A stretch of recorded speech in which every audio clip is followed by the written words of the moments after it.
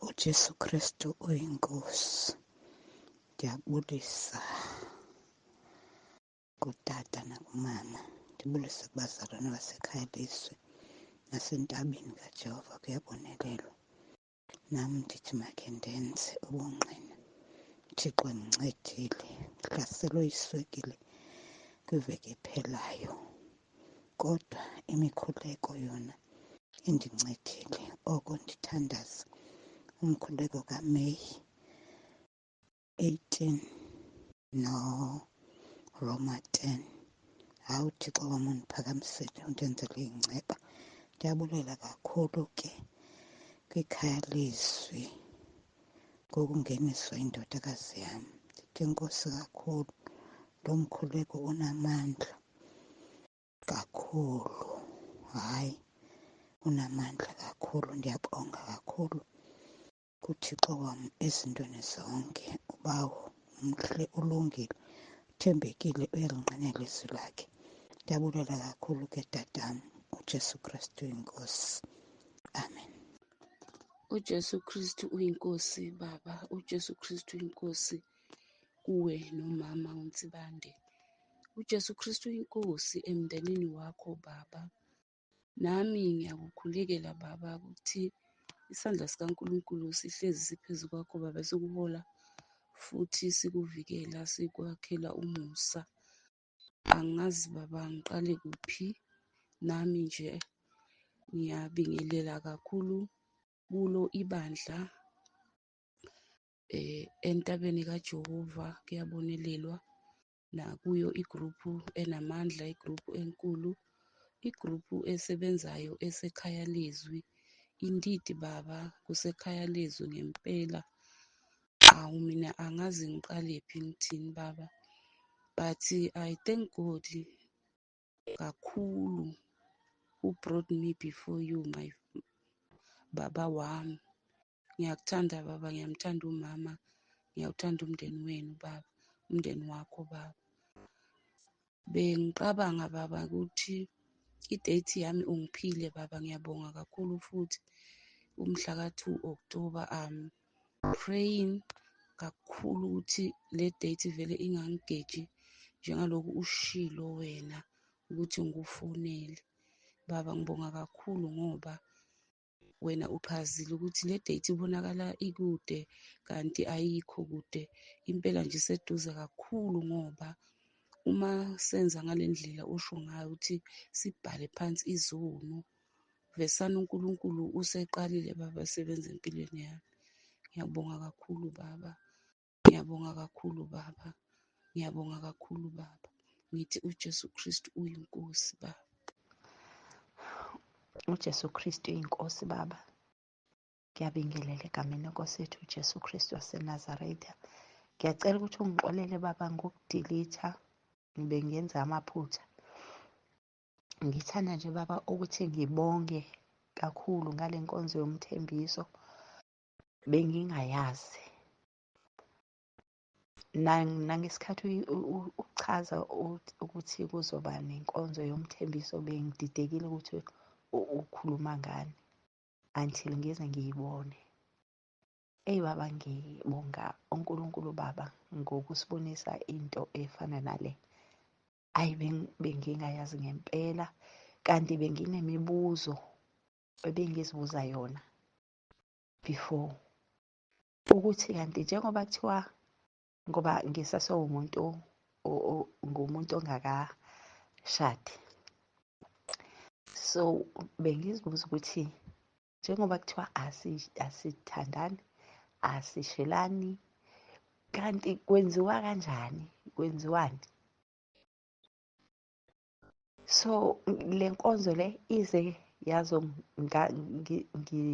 ngiyalekile ngayo. Okokuqala ufike wasiyala baba, ngazophenduleka kukho konke nje bengizibuza kona, ngiphendulekile. Ngase ngifunda futhi, ngifundile okuningi ngayo le nkonzo. So ngiyambonga kakhulu uNkulunkulu baba, ngiyambonga ngokuthi asibonise into efana nale. Ngiyaqala baba ukuyibona ibukeka iyinhle, clean, inobungcwele nje obungimangalisayo. Ukwenzeka kwayo, awu, ngimangele. uJesu Kristu inkosi. Ngiyabonga kakhulu baba. Jesu Kristu inkosi. uJesu Kristu uyinkosi baba. Ngidlulisa nje ubufakazi baba obenzeke emva kokuba kade ngidlula enkonzweni yokuvuma izono, lapho khona ngiletha ekukhanyeni obekufanele ngikudalule uNkulunkulu angikhumbuze khona. Baba, ngizothi ngi-experience amandla amasha, ngezwa ukhona umthwalo osukayo nje, ngezwa ukuthi kunalamandla uNkulunkulu esengihlumelelise wona, njengalokhu uNkulunkulu enginike zile lenkonzo yokuthi ngime emabhasini ahlukahlukeneyo, sikhuleke sishumayela ivangeli, simemezele uJesu. Ilapho enginothise khona indlela ngisho emkhulekweni yami obekwenzakala ngakhona, ngizwa umoya phakathi kwami, umoya kaNkulunkulu ungivuselela ngakhona, nangendlela ngishumayela ngakhona. Ngambheka nje uNkulunkulu ethembekile. Kwathi kanti ngalezo zinsuku sizongena emkhosini ka-10 days, nakhona lapho kwenzeka isimanga, ngoba kuthe sisemkhosini baba, ngaba nephupho. Leli phupho ngizibona ngisebhasini sidumisa. Masidumisa ebhasini, sidumisa ngamandla, and wonke umuntu uconnectile lapha ebhasini, sakhuleka ngamandla, and ngishumayela ngamandla amangalisayo, ngizwa ukuthi nginamandla amasha. Ngiphaphame baba ekuseni, uma ngiphaphama ngikhuleke, ngibonga uNkulunkulu, nginalokhu ukubonga enhlizweni yami. Mangivuka ekuseni sengiyakhona, kwavele baba kwenzeka exactly ekuseni ebhasini ngikhulekisa kulona, ngishare izwi kaNkulunkulu, kwenzeka njengoba ngikade ngibona ephusheni. Ngithi baba, ngilethele lobo bufakazi egameni likaJesu. Ngithi impela uJesu Kristu uyinkosi. Ngithi impela baba, ukulalela uNkulunkulu ukwenza izwi lakhe kuyisimangaliso. uJesu Kristu uyinkosi. Amen. uJesu Kristu uyinkosi baba. Ngithi angidlulise nabo ubufakazi, ngibonga uNkulunkulu oloku ethembeke njalo empilweni yethu. Kulo nyaka siye seza ephasikeni entabeni indlu kaJehova, kuyabonelelwa. Wafika ubaba wafundisa kakhulu ukuthi uma ngabe sidinga into sifanele ukuguqa sicele kuNkulunkulu, singaqali ebantwini kodwa siqale kuNkulunkulu. Sakuthatha lokho somndeni, sakwenza baba. Hayi, sambona ngempela uNkulunkulu ethembeka kulokhu owasifundisa kona baba. Okunye futhi ufakazi, siyambonga uNkulunkulu ngokuthi selokhu saqala sathembeka, sakhipha okweshumi entabeni endlu kaJehova baba. uNkulunkulu nje ulokhu ethembekile, asisweli, asilambi, asisweli ngisho okokugcoba.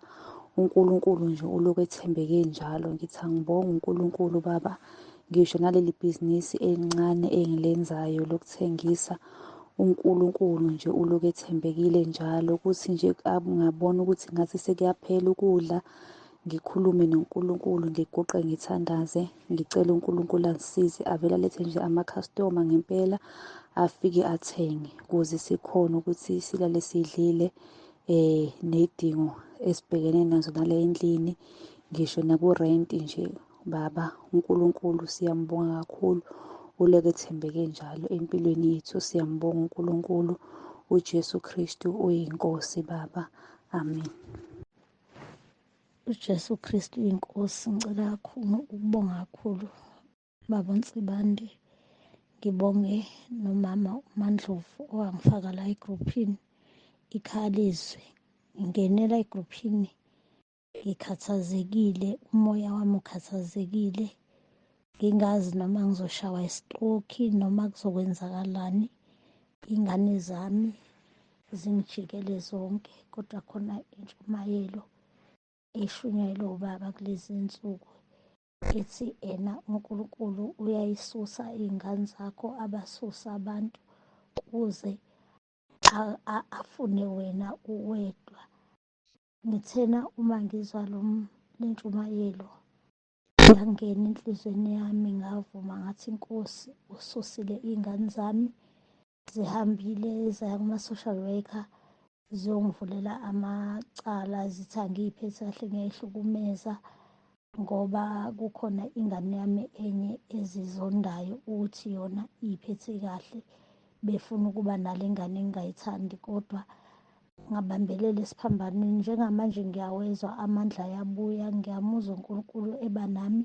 Kuyahlaleka ekhaya noma ngingedwa manje, kuyavuma nokuthi ngithandaze, kanti bese ngithi ngiyathandaza ngizomthandazo uphele endleleni, kube ngazi ukuthi angisathandazi, ngingabe ngisazizwa nokuthi ngithini. Kodwa nje since ngilokhu ngingena ekhaya lezwi ngizizwa sengiphilile. uJesu Kristu yinkosi.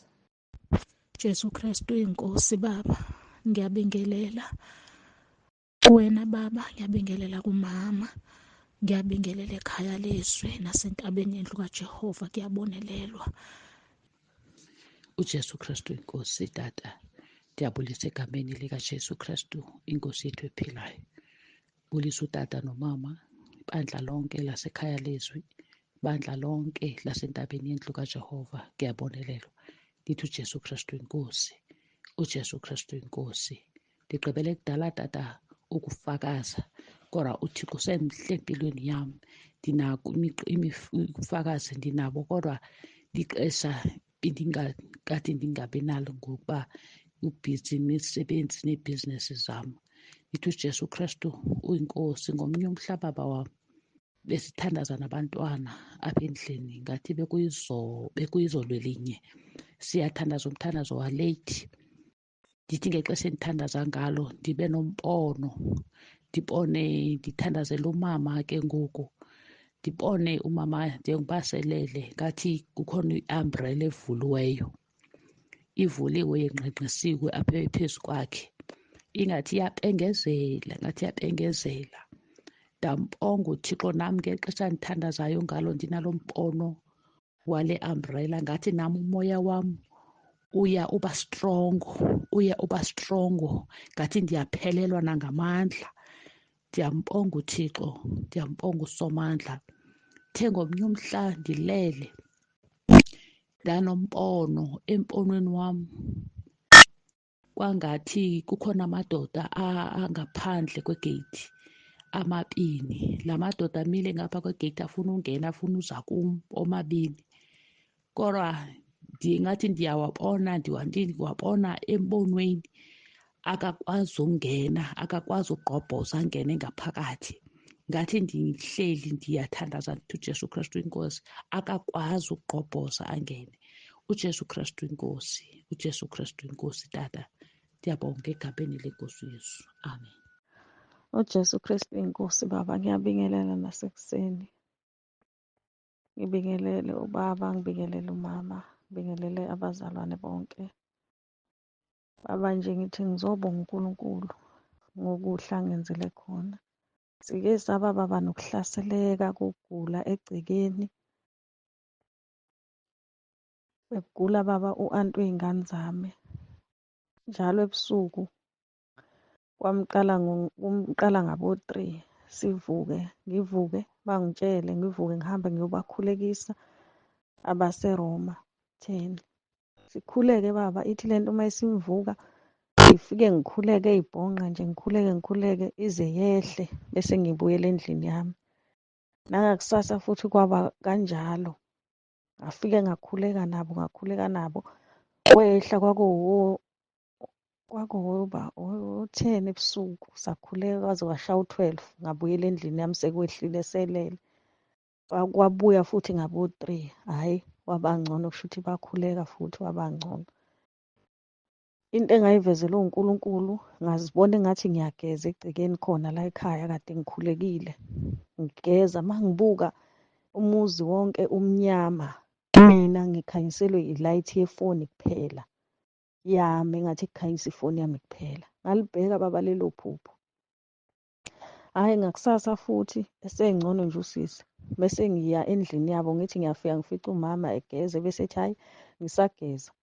Bese ngithi hhayi, angazi-ke noma ngizobe ngisabuyani, bengangithi ngiyokhuleka kodwa ngibatshelanga kanjalo. Bese etheni hhayi bo, buya bo, khona sizoqhubeka nomfundisi. Kwangijabulisa lokho baba ukuthi hawu lento bayayibona ukuthi ikhona, iyasebenza.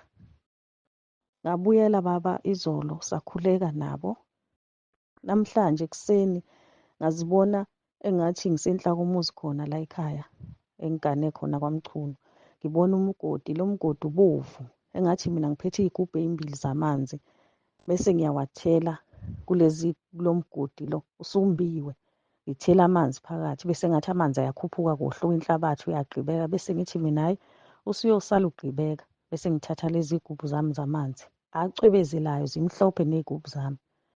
Bese ngithi nje uyosala ugqibeka lo mgodi. Baba, ngiyambonga kuNkulunkulu ngalokho, ngoba ngaso sonke isikhathi bengithi uma ngikhulekile kuba khona into angivezela yona. Ngithi uma ngikhulekile kube khona into angivezela yona. Ngithi nje uJesu Kristu inkosi, uJesu Kristu inkosi. Ngiyabonga kakhulu baba. uJesu Kristu uyinkosi baba. Ngiyabingelela kubaba, ngiyabingelela kumama, ngiyabingelela kubazalwane basekhaya lezi nabazalwane basentabeni endlu kaJehova. Kuyabonelela.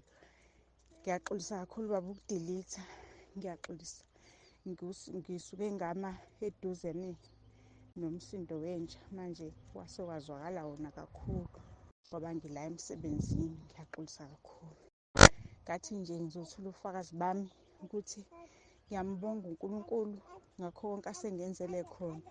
Ngiyambonga uNkulunkulu ukuthi ungisizile ukuthi ngingene egruphini ngifakwa uMrs Mabuyakhulu. Benginenkinga kakhulu, ngi-addicted ku-TikTok, ngiwubuka kuze kushaye o2 ekuseni. Uthole ukuthi angisenaso isikhathi sokukhuleka, angisenaso isikhathi sokukhuleka uma ngilala nokukhuleka uma ngivuka. Angisenaso nje isikhathi nje saNkulunkulu. Ngathi ngokungena kwami kule group manje angisenaso isizungu so-TikTok, sengudilithile. Sengigxile kakhulu ekulaleleni iy'ntshumayelo nasekulaleleni ubufakazi nezinye iy'mfundiso nje zasekhaya lezwi. Ngathi ngiyambonga kakhulu uNkulunkulu ngalokho. Ngithi uJesu Kristu inkosi, uJesu Kristu inkosi. uJesu Kristu inkosi baba, ngiyabingelela kubaba, kumama, ekhaya lezwi, entabeni endlu kaJehova. Kuyabonelela. Ngiyabonga baba, inkonzo yezolo iwenzile umehluko empilweni yami. Iyangazi baba, uNkulunkulu akakubeke. Inhliziyo yami ithi ifisa ngathi uNkulunkulu angakubeka kuze kufike isikhathi uJesu Kristu la izobuya ngaso kuphelelisa inkonzo kababa uNoah owabonakala engena emkhunjini nezivuni zakhe. Baba, ngiyambonga uNkulunkulu. Ngicela baba engithwale kancane kulo mkhuleko. Ngiyakhuleka ngisemkhosini. Nginesimo nje esingesihle engiphupha njalo, umshado womntwana wami ungahambi kahle, kodwa ngiyakholwa ukuthi usathane owenze njalo. Ngiyamcela uNkulunkulu angilekelele kakhulu. Ngithe nje ngizothatha umkhosi omncane ka-3 days ngene izolo. Ngisafuna ukukhulekela leli dimoni nje lamaphupho. Angakhulekeli umshado, sakhulekela nje lamaphupho. Baba, ngiyambonga uNkulunkulu angenzele khona ngomsombuluko. Umntwana wami elahlekelwe ifoni, ephucwa ifoni emzengazi ngabo 6, ephucwa ifoni kade ngiqale ngaba nento engihlaba kabuhlungu enhlizweni, ngezwe into egwaza kabuhlungu ngihlele e-dining room, ngaze ngasukuma ngaze ekamereni ngafaka khona umkhuleko kaMeyi 18, ngavele ngakhuleka ngawakhuleka ubaba, ngakhuleka emva kwakhe. Kuthe ngaleso sikhathi sekuphuca ifoni ngithi mhawu nayo lento kade ngibambile, bengizitshela ukuthi umntwana bengimkhulekisa osesibhedlela, umntwana kadadewethu. Uma ngizwa lobuhlungu ngiyitshela ukuthi inhliziyo yakhe, kanti ilesikhathi umntwana wayephucwa ngasifoni. Kuthe ngabo past 7 kuya ku-8, ngabo 50 sekuya ku-7 nje, kwase kufuna omunye umfana, wathi uthe ufonela undodakazi wami, wathi uyamfonela, ifoni yakhe yabanjwa omunye umfana, wathi uyicoshile ifoni. Ngathi mina entshontshile, wavele wayilandelela lo mfana, wakhuluma naye wathi cha, ngicela nizoyilanda le foni ngiyicoshile. Ngathi mina umphucile, baxhumana bahamba, wavele wayemnikeza emfana. Mangibuza ukuthi uthi uyithathe, bathi asibange sambuza, vele wadrive untombazana bobabili bahamba bayilanda le foni babuya nayo. So ngiyambonga kakhulu uNkulunkulu ongenzela umusa ukuthi ayithole ifoni, into engajwayelekile, ifoni edulayo. Ebengisengine-stress ngithi ingane izophatheka kabi, izoyithathaphi imali yokuthenga ifoni, isanda ukuthola nje i-learnership. Ngiyambonga kakhulu uNkulunkulu ukuthi umenzele umusa, umntwana wayithola i-learnership emva kweminyaka emine ehleli, bese ngikhulekela ukuthi inkosi ivusa noma ngabe yini. uNkulunkulu wavusa. Ngiyabonga kakhulu baba, uNkulunkulu akugcine, uJesu Kristu inkosi. Amen. Amen. Bazalwane ekhalizo, ameni. Ngiyabingelela kini nonke bathandekayo. Ngithi nje uJesu Kristu uyinkosi. Nami ngithi nje uJesu Kristu uyinkosi. Hayi, ngifuna ukufakazela nje izwi kaBaba uMtsibande malikhuluma ngemimoya, ngoba ekhothile iBhayibheli kwisambulo 16 verse 13 to 16. Ngiyabonga nje ukuthi ngicaciseleke kule mimoya. Nami nje bazalwane ngiwomunye ongibonayo nje ukuthi uhaqwe yiyo. Before nje ngimncane, mhlambe ngangilapho kuyiminyaka yabo 4 to 5, 6 years kanjalo. Ngangaphupha iphupho nje, kodwa ngathi ngisehlane. Mangisehlane kodwa kwaqhamuka nje umuntu wesifazane emoyeni owayegqoke indwangu ebomvu la ngezansi. Angisazi ngehla noma eqendile noma egqoke into emhlophe, kodwa waba sesimeni sokungibamba, wangicindezela phansi. Ngiwumuntu ongathi uyabhilita, kodwa lo muntu kungathi ukhuluma ezifu umuntu othandazayo, kodwa ngamagama engingawezwa ezifu umuntu okhuluma ngezilimi. Ngagcina ngiphunyuka. Kodwa leli phupho langihlupha kakhulu bazalwane, kuze kube namanje ngithandaze ngikhuleka impela, ngoba since then impilo nje ayizange yabuye yahamba kahle. Engicabanga ukuthi mhlambe kwakuyiyo le mimoya ubaba uNtsimande akakhulume ngayo kuleli vesi lesambulo.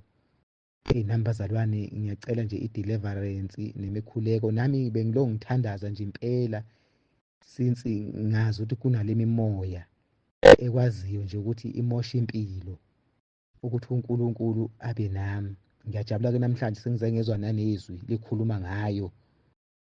Nami ngiyacela abazalwane, ngiyacela kakhulu, ngiyakhuleka futhi nami, futhi ngiyabhala izono.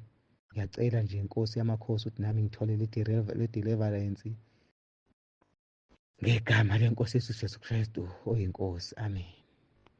uJesu Kristu uyinkosi, uJesu Kristu uyinkosi, uJesu Kristu uyinkosi. Ngiyabingelela kubaba uSibande, ngibingelele nakumama uSibande. Ngizocela kubonga baba, ngizobonga ukungena kule ndawo.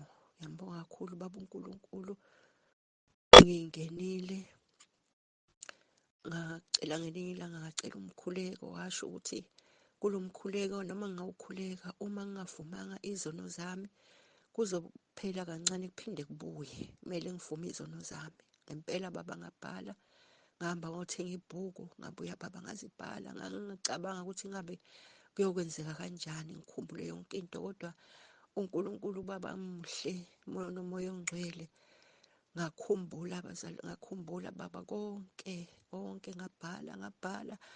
Uthe ngisabhala nje ngezwa umthwalo usuka emahlombe ami, ngezwa ngikhululeka, ngazizwa ngilula. Kwathi noma ngabe ngiyicabanga kwaba ngathi into ekude nami, engathi kude nami, kanti bengithi mangicabanga ngishaya uvalo. Ngiyambonga kakhulu baba uNkulunkulu, namaphupho esivumo seJesu Kristu, uJesu Kristu inkosi. ayangisebenzela kakhulu noma ngilwa emaphupheni manje ngiyanqoba. Ngiyabonga kakhulu Baba, ngiyayibonga le ndawo, ngiyabonga bengithi ngiyakholwa kanti bengingakaqali. Ngimbonge kakhulu kusa kwalamuhla nje ngivuka nephupho la khona engathi kunemkhuleko eminingi beyisemzimbeni wami, engathi kunabantu abathi kube khona umuntu ovezwayo yangikhulekela, emva kwaloko bese kuba nesi ukuthi uphume lo mkhuleko, ngathi umkhuleko ongekho right, uphume kwaba isikhathi eside. Kwaba khona enhlizweni yami ukuthi shothi lokuhamba ngikhulekelwa, ngihambe ngithintwa, ngihambe yonke indawo la ngizwa khona ukuthi kunomkhuleko, ngigijime ngiyobeka izandla. Kusho ukuthi emzimbeni wami bekunezinto ezingekho right. uNkulunkulu Baba bekasusa yonke into, ngaboniswa lezo zinto lezo, kukhishwa akhuleke lo muntu bese kuyakhishwa. Kathi ekugcineni ngase ngithola umkhuleko right. Ngiyabonga kakhulu Baba uNkulunkulu, ngiyabonga Baba Sibande, ngiyabonga uNkulunkulu, ngikhululekile. Ngifunde nokukhuleka, ngifunde nokungena emkhosini, ngingena nje kahle. Uyangisiza umoya ongcwele. Ngizobonga kakhulu Baba, ngiyabonga kakhulu. Ngiyabonga kakhulu. Jesu Kristu inkosi, Jesu Kristu inkosi, Jesu Kristu inkosi. Amen. Jesu Kristu inkosi. Baba umpostoli, ngiyabingelela ubaba nomama nabazalwane bonke basentabeni nabazalwane bonke basekhaya lezwi. Ngithi uJesu Kristu inkosi Baba. Baba, ngiwumuntu ohlala nabantwana, bebebuka i-TV, bebuka amandiya, khona amandiya nje angenzile. Ngilonge ngithi ave ngingathandi lento eniyibukayo. Ngelinye ilanga kube khona ofikayo naye aye emandiyeni, ngiyohlala naye ngiwabuka amandiya. Nami ngiy'thole sengiwabuka, sengifuna ukulandela lento engiyibonile. Ubaba last week ngoLwesine washumayela exactly nge-TV, washumayela abazalwane ababuka besibuka izinto kukhulekwa koNkulunkulu abathize zenzeka izinto. NgoLwesithathu ngangikade ngibuka leyo nto, ngoLwesine uNkulunkulu wakhuluma nami ngobaba ngayo lento, nabantu abaphuma emzimbeni bengena emzimbeni yabanye sebefile. Ngabona ukuthi ubaba usetshenziswa uNkulunkulu umthume kimi uqobo. Ngiyaxolisa kakhulu ungena kuleya nto ngoba i-TV bese ngiphumile ngampela kuyona. Kwawukuthi nje ngikhuze iy'ngane kodwa futhi nami ngayithola sengiya ukuyibuka leya nto. Ngiyacela nje bazalwane ukuthi simlalele ubaba. uNkulunkulu umsebenzisa okwangempela, kube yi-proof kumina ukuthi kwangingakhulumi yena kodwa wayekhuluma nami uNkulunkulu ngobaba. Angazi bazalwane, ngazizwa nje nginokuyisolo okukhulu ukuthi kazi ngangiyaphi ngoba lento osuke uyibukile ngampela iyahlala emqondweni. Baba Nkosi yami, siyanikhulekela ukuthi uNkulunkulu aqhubeke akukhulise. Konke ositshela kona kuyavela ukuthi akuwena uNkulunkulu okuthumile kuthina. Ngiyabonga ukuthi uJesu Kristu inkosi. Jesu Kristu inkosi Baba. Ndiyabulisa ekhaya lezwi. Ndiyabulisa endlini kaJehova. Kuyabonelelwa. Bulisa utata wami nomama wami nefemeli yonke yakwaTata uNsibande. Ndiyababingelela egameni likaJesu waseNazaretha. Ndiyabonga uThixo ngokunenzela ekubeni babe ndisemkhosini wa-21 days ndibona izinto ziguquka. Kuhle bangcwele ukuhlala kuThixo. Kuhle ukumamela wenze imithetho yakhe. Undincede kakhulu Somandla, ndibona izinto ebendingazilindelanga. Umzekelo, ndinentombi yami ephangelayo engazange yandinika nesenti, phofu bendingenawari yamali yakhe. Qha iwari yami kuye ibikukuba uphangelela ukusela utywala. kodwa ndiyambonga uThixo since bendiyenzile le 21 days. uThixo wandenzela ummangaliso, watshintsha laa ntliziyo yakhe. Ndambona ndifowunele sithi, mama, ndifuna ukwakha uRontavele. Wathi wandibonisa lo Rontavele afuna umakha. Ndothuka. Akubanga kudala naxa ethe wafika apha, mama, masihambe sibheke kwi-hardwares. Akubanga kudala wabe sendipha u-800. Zange ndaphiwa mali ngulaa mntana, kodwa ummangaliso wavela wanayisi, wathamba. Ndabe ndiqonda uba Nkosi yam, ndiyakubonga. Bendingancwasanga mali kuye ngaphezu koba mna bendisilwa ukuba utywala uyabuthanda, usebenzela utywala. Ndiyambonga kakhulu uThixo. Masimlalele uThixo, senze konke athi masikwenze. Siyambulela utata, siyambulela umama ngeemfundiso zabo, iinkonzo, konke kuhle. uJesu Kristu uyinkosi. uJesu Kristu uyinkosi. uJesu Kristu uyinkosi. Amen.